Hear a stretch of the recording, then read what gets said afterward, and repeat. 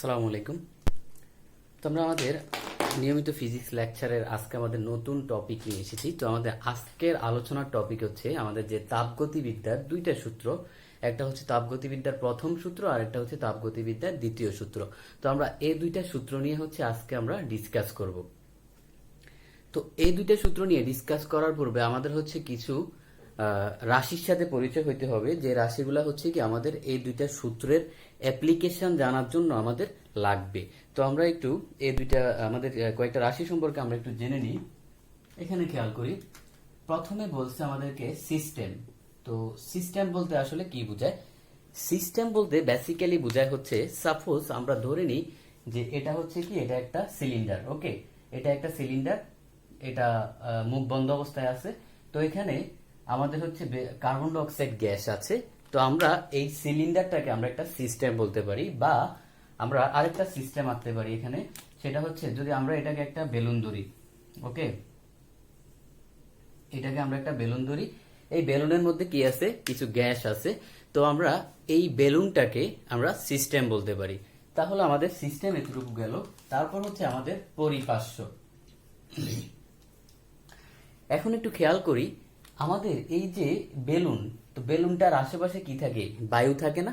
তার মানে একটা সিস্টেমের আশেপাশে যা কিছু থাকবে সেটাই হচ্ছে তার পরিপার্শ্ব। এতটুকু পর্যন্ত আমাদের ক্লিয়ার। তারপর হচ্ছে তাপগতীয় স্থানাঙ্ক। আচ্ছা, তাপগতীয় স্থানাঙ্ক জিনিসটা কি? তাপগতীয় স্থানাঙ্ক হচ্ছে বেসিক্যালি তিনটা জিনিস। একটা হচ্ছে চাপ, দুই হচ্ছে তাপমাত্রা, তিন হচ্ছে আয়তন। তো এখানে খেয়াল করি, এখানে যখন এই কার্বন ডাই অক্সাইড গ্যাসটা ছিল, টোটাল কিন্তু একটা আয়তন আছে। তো টোটাল হচ্ছে ধরলাম আমাদের আয়তনটা হচ্ছে বি। তারপরে এখানে একটা প্রেসার আছে, প্রেসারটা হচ্ছে পি। তারপর হচ্ছে কি আমাদের যে একটা তাপমাত্রা আছে সেটা হচ্ছে টি। ওকে, তো আমাদের এই যে চাপ, আয়তন আর হচ্ছে কি পরম তাপমাত্রা, এই তিনটা জিনিসকে বলা হয় তাপগতীয় স্থানাঙ্ক।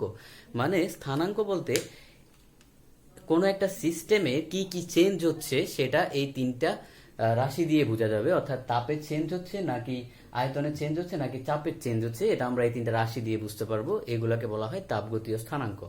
তারপর তারপর আমাদের হচ্ছে সাম্যাবস্থা। তো সাম্যাবস্থা বলতে আমরা কি বুঝি? এখানে একটু খেয়াল করি, আমাদের তাপগতীয় স্থানাঙ্ক হচ্ছে এই তিনটা, চাপ, আয়তন আর হচ্ছে পরম তাপমাত্রা। তো এই তাপগতীয় স্থানাঙ্ক যখন কোনো একটা সিস্টেমে ফিক্সড থাকবে, অর্থাৎ তাপগতীয় স্থানাঙ্ক ফি, বি এবং টি যখন কোনো একটা সিস্টেমে ফিক্সড থাকবে, ফিক্সড অবস্থায়, এখানে কোনো চেঞ্জ হবে না, বা চেঞ্জ হইলেও বেসিক্যালি টোটাল যে আমাদের অবস্থাটা সেটা কোনো চেঞ্জ হবে না, তাকে বলা হয় কি? সাম্যাবস্থা। তার মানে যখন সাম্যাবস্থায় এই তিনটা যখন ফিক্সড থাকবে তখন তাকে বলা হয় সাম্যাবস্থা। তাহলে আমরা এখন বলতে পারি এটা সাম্যাবস্থায় আছে। ওকে, তাহলে এতটুকু পর্যন্ত আমাদের ক্লিয়ার, আমরা বুঝতে পারছি।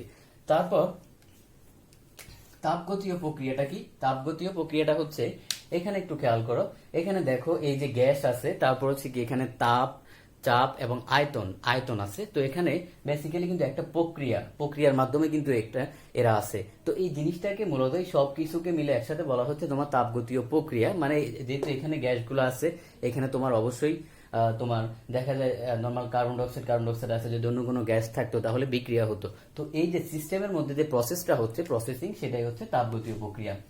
তারপর হচ্ছে আমাদের অভ্যন্তরীণ শক্তি। অভ্যন্তরীণ শক্তি হচ্ছে যে সকল পদার্থের তোমার এমন একটা শক্তি থাকে যেটা সুপ্ত অবস্থায় থাকে, যেটা তোমার নর্মালি প্রকাশ পায় না কিন্তু পরিবেশের সাপেক্ষে প্রকাশ পাবে, তাকে বলা হয় অভ্যন্তরীণ শক্তি। অভ্যন্তরীণ শক্তিকে ডিইউ দ্বারা প্রকাশ করা হয়। এখন তুমি কোনো একটা সিস্টেমে তাপ দিলা, হিট দিলা, তখন অভ্যন্তরীণ শক্তি কি হবে? অভ্যন্তরীণ শক্তি কিন্তু বেড়ে যাবে। কারণ হচ্ছে তুমি যে হিট দিচ্ছ, অণুগুলা কি হচ্ছে? অণুগুলা তোমার ব্যাগ বাড়তেছে, এরা গতিশীল হচ্ছে, তো সাথে সাথে এদের অভ্যন্তরীণ শক্তিও বেড়ে যাবে। তারপর যখন তুমি ইয়ে করবা, অর্থাৎ এবার তাপ দিলা না, তাপটা বের করে নিলা, তখন কি হবে? তখন কিন্তু অভ্যন্তরীণ শক্তি ফিক্স থাকবে। অর্থাৎ যখন তুমি তাপ দিবা তখন অভ্যন্তরীণ শক্তিটা হচ্ছে বেড়ে যাবে, কিন্তু তাপ না দিলে অভ্যন্তরীণ শক্তিটা কি হবে? ফিক্স থাকবে। এতটুকু পর্যন্ত আমাদের ক্লিয়ার। তারপর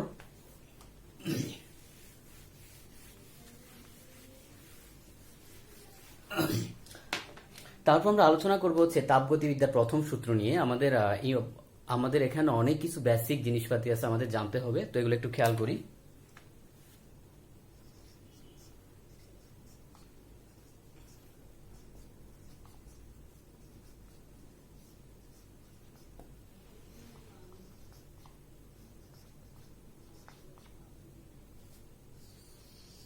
আচ্ছা, তো তাপগতিবিদ্যার প্রথম সূত্রটা আমরা একটু জিনিসটা খেয়াল করি। তাপগতিবিদ্যার তোমার প্রথম সূত্রে যে জিনিসটা বলে সেটা হচ্ছে যে যতটুকু পরিমাণ কাজ করা হবে তার সম্পূর্ণ পরিমাণ তাপে পরিণত হবে, বা যতটুকু পরিমাণ তাপ দেওয়া হবে তার সম্পূর্ণ পরিমাণ কাজে পরিণত হবে।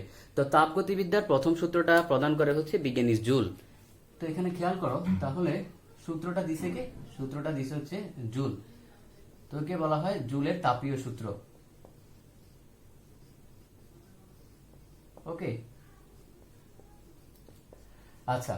তো এখন জুল যে জিনিসটা বলছে যে ধরো সোজা কথা হলো তোমার, জুল বলছে যে তুমি হচ্ছে কোনো কাজ করলা, তারপর সেটা কি হবে তাপে পরিণত হবে, বা তাপটা কাজে পরিণত হবে সম্পূর্ণ পরিমাণ মানে 100%। তাহলে যে জিনিসটা জুল বলছে সেটা হচ্ছে যে ডব্লিউ সমানুপাতিক কিউ। তো এখান থেকে আমরা লিখতে পারি যে ডব্লিউ সমানুপাতিক অর্থাৎ সমান জে কিউ। একে এই যে এখানে যেটা আছে একে বলা হবে তোমার জুলের তাপীয় সমতা। অর্থাৎ এই যে দেখো এটা হচ্ছে আমরা আমাদের এটা কনস্ট্যান্ট, তো এই যেটাকে বলা হচ্ছে কি তোমার জুলের তাপীয় সমতা, বা সোজা কথা হলো এটা আসলে গুণাঙ্ক। ওকে, তো এটা হচ্ছে আমাদের মানে প্রথম সূত্রের মূল কথা। তো এই সূত্রটাকে আরো প্র্যাকটিক্যালি এটা নিয়ে আলোচনা করে বা সাধারণভাবে এটাকে প্রকাশ করে হচ্ছে বিজ্ঞানী ক্লসিয়াস। তো ক্লসিয়াস কি করে খেয়াল করো, ক্লসিয়াস হচ্ছে বলে ধরো এটা হচ্ছে একটা সিস্টেম, এটা একটা সিস্টেম। তো এখানে ধরো তুমি ডি কিউ পরিমাণ তাপ দিলা। ওকে, তাহলে কি পরিমাণ তাপ দিলা? ডি কিউ পরিমাণ তাপ দিলা। তারপর যে জিনিসটা হবে তোমার তাপটা দুইটা ভাগ হয়ে যাবে। কয়টা ভাগ হবে? দুইটা ভাগ হবে। একটা ভাগ তোমার অভ্যন্তরীণ শক্তি বৃদ্ধিতে কাজ করবে অর্থাৎ ডিইউ, আর একটা ভাগ হচ্ছে তোমার অবস্থা চেঞ্জ করবে। অবস্থা চেঞ্জ কেমন? ধরো এখানে আয়তনটা বাড়তে পারে বা আয়তন নাও বাড়তে পারে, প্রেসার বাড়তে পারে, যে কোনো জিনিস বাড়তে পারে। তাহলে খেয়াল করো আরেকটা হচ্ছে তোমার কি অভ্যন্তরীণ কাজ করতেছে ডিডব্লিউ। তাহলে ডি ইউ হচ্ছে কি তোমার অভ্যন্তরীণ শক্তি,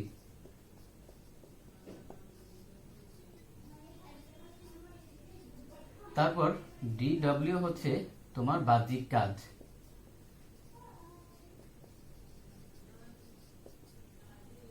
আচ্ছা, তাহলে দেখো এই ক্লসিয়াস এটাকে আরেকটু তোমার সাধারণভাবে প্রকাশ করছে সহজভাবে। তাহলে এটা হচ্ছে ক্লসিয়াস আর এটা হচ্ছে বিজ্ঞানী জুলের।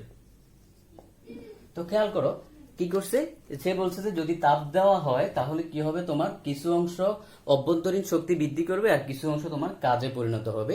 এতটুকু পর্যন্ত গেল। এখন এখানে একটু খেয়াল করো, যদি তোমার এমন কিছু করা হয় যে বাইরে থেকে তাপ দেয়া হয়, অর্থাৎ বাইরে থেকে তাপ দেয়া হয়, ব্যাপারটা এমন যে তুমি তাপ দিচ্ছ, যখন তাপ দেয়া হবে বাইরে থেকে তখন কি হবে? তখন এই ডি কিউটা হবে পজিটিভ। তাহলে ডি কিউটা পজিটিভ, দেখো ডি কিউটা তোমার হবে হচ্ছে পজিটিভ কখন? যখন বাইরে থেকে তাপ দেওয়া হবে।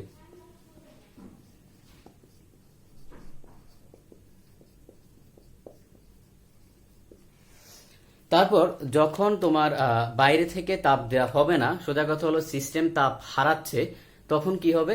তখন হবে তোমার এই ডি কিউটা নেগেটিভ হবে। অর্থাৎ যখন সিস্টেম তাপ হারাবে।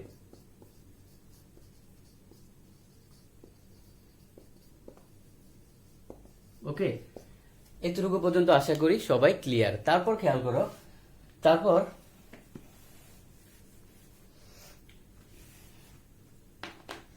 তারপর তোমার ডিইউ কখন পজিটিভ হবে আর কখন নেগেটিভ হবে সেটা একটু খেয়াল করো। ডিইউটা পজিটিভ হবে যখন তোমার অভ্যন্তরীণ শক্তিটা বাড়বে।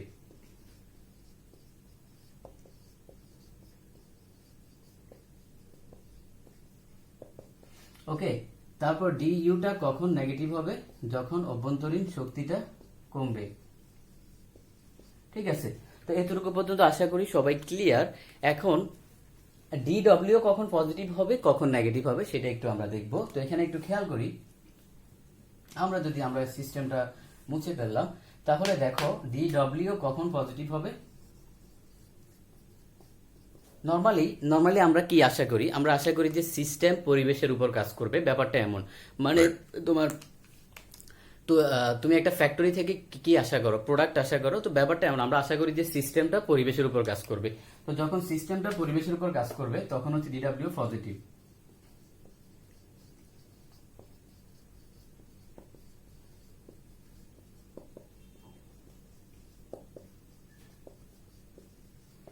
আচ্ছা, তো সিস্টেমটা যখন পরিবেশের উপর কাজ করলো তখন হচ্ছে ডিডাব্লিউ পজিটিভ। এখন যদি পরিবেশ সিস্টেমের উপর কাজ করে, পরিবেশ সিস্টেমের উপর কাজ করে, তখন কি হবে?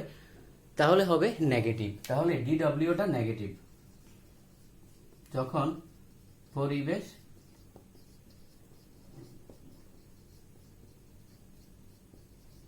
সিস্টেমের উপর কাজ করবে।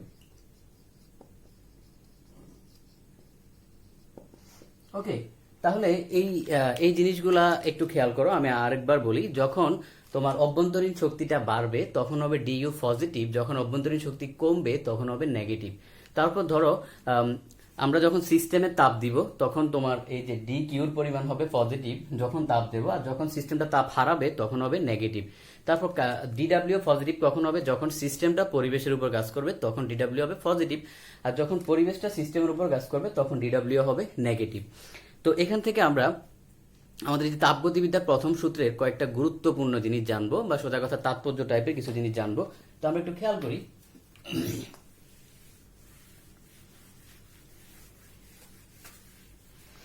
তো প্রথম সূত্র আমরা প্রথম কথাই হলো, প্রথম সূত্রটা হচ্ছে তোমার শক্তির নিত্যতা সূত্রের একটা বিশেষ রূপ। শক্তির নিত্যতা সূত্রের বিশেষ রূপ।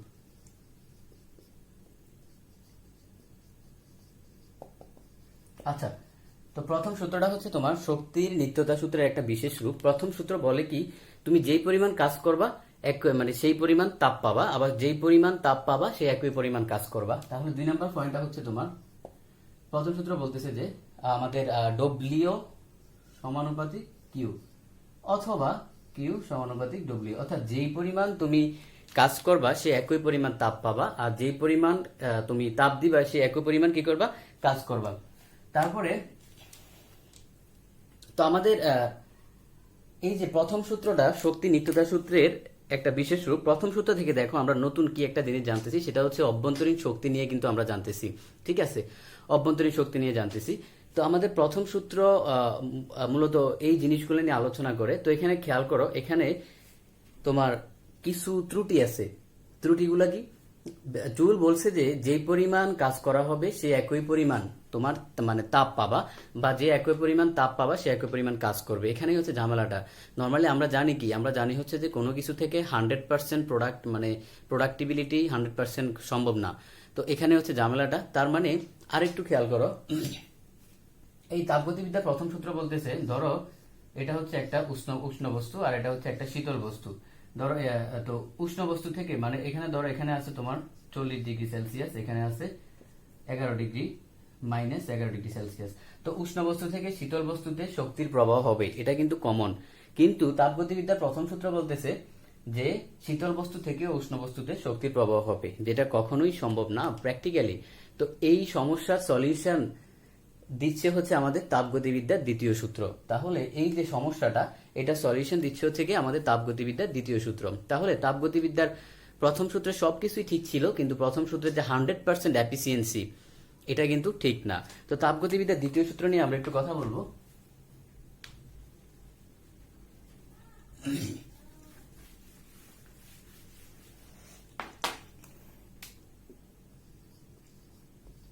আচ্ছা, তো তাপগতিবিদ্যার দ্বিতীয় সূত্রটা খুব বেশি কিছু আসলে আমাদের এখানে আলোচনা করার নেই। তো একটা কথা এখান থেকে বলি যে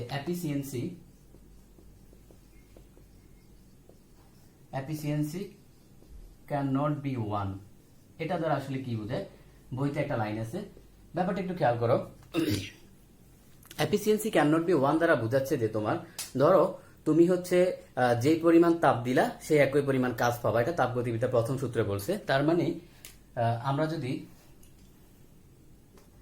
তোমার কার্য দক্ষতা হিসাব করি, কার্য দক্ষতা কি?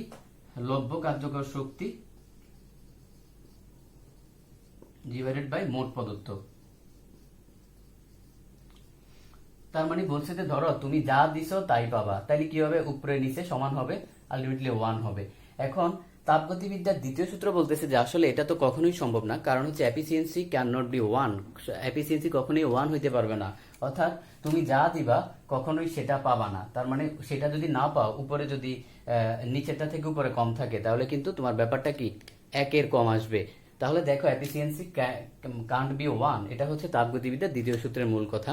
আর একটু খেয়াল করো, তো তাপগতিবিদ্যার দ্বিতীয় সূত্রে যে জিনিসটা ব্যাখ্যা করে, নর্মালি প্রথম সূত্র বলতেছে যে ধরো এখানে 70°C, তারপর এখানে হচ্ছে কি তোমার -11°C। তো বলতেছে যে উষ্ণ বস্তু থেকে শীতল বস্তুতে যাচ্ছে, আবার শীতল বস্তু থেকে উষ্ণ বস্তু আসছে, এটা হচ্ছে প্রথম সূত্র বলতেছে। কিন্তু দ্বিতীয় সূত্র বলে উষ্ণ বস্তু থেকে শীতল বস্তুতে যাবে, কিন্তু শীতল বস্তু থেকে উষ্ণ বস্তুতে কোনোদিন আসবে না। তার মানে দেখো এফিসিয়েন্সি কান্ট বি 1, তুমি প্রোডাক্ট তৈরি করলা কিন্তু সেটা থেকে আবার ব্যাক আসতে পারবে না, তো এফিসিয়েন্সি কান্ট বি 1 এটাই বোঝায়। তারপর হচ্ছে তো দ্বিতীয় সূত্রটা বেসিক্যালি বোঝায় হচ্ছে, দেখো এই যে তুমি তাপ থেকে কাজ পাচ্ছ বা কাজ থেকে তাপ পাবা, এটা হচ্ছে প্রথম সূত্র বলে। তো এই যে তাপটা কোন দিকে পাবা বা কাজটা কোন দিকে পাবা, এই জিনিসটা কিন্তু আমাদের দ্বিতীয় সূত্র বলে। কারণ দেখো দ্বিতীয় সূত্র কিন্তু ডিরেক্ট বলে দিচ্ছে এফিসিয়েন্সি কান্ট বি 1, কখনোই আপনি 100% কাজ পাবেন না।